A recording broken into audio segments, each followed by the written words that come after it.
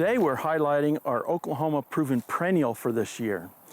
This is one of the many sunflowers that we have that grow native throughout the U.S. And this one here is called swamp sunflower or narrowleaf sunflower, and Helianthus angustifolius.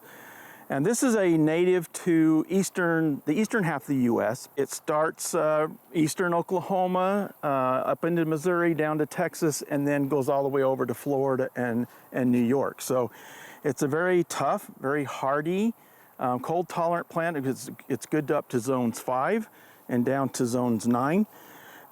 It is, as you can see, grows really tall.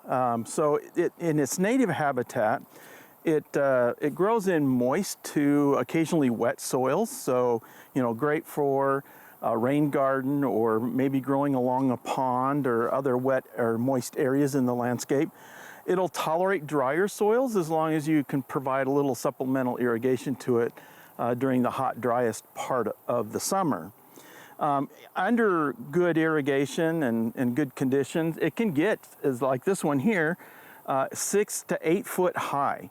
But the thing I love about them the most are these beautiful golden yellow daisy-like flowers that bloom so late in the season. So these bloom into, depending on where you're at, midsummer, but really late summer, and then all the way through October and into early November.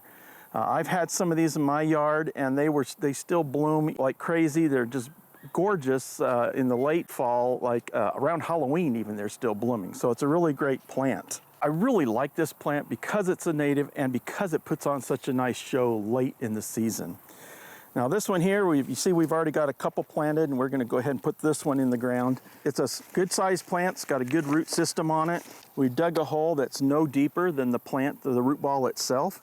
It does have some roots that were circling around inside the pot. We're going to pull some of those out, tease them a little bit so that they will grow vertically, horizontally out away from the root ball. If you don't do that, if it's a really root-bound plant, then there's a good chance that those roots will just kind of stay in that little ball and won't grow much out into the soil. So that's about right there. So we're going to go ahead and backfill.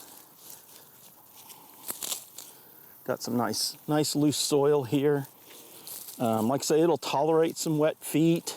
So we kind of have it at a lower portion of the garden where hopefully we'll get some nice moisture that comes off the hillside here and keep it nice and happy. So this is a fantastic pollinator plant. Being a native, it's a great source for pollinators. The seed provide food for songbirds and small mammals. So this is an excellent plant. Again, the Helianthus angustifolius, swamp sunflower or narrowleaf sunflower. Give it a try. I think you'll love it.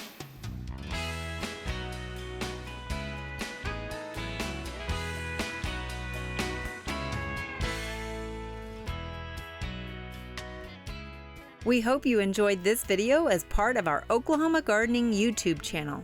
You can also find even more videos on the OK Gardening Classics YouTube channel.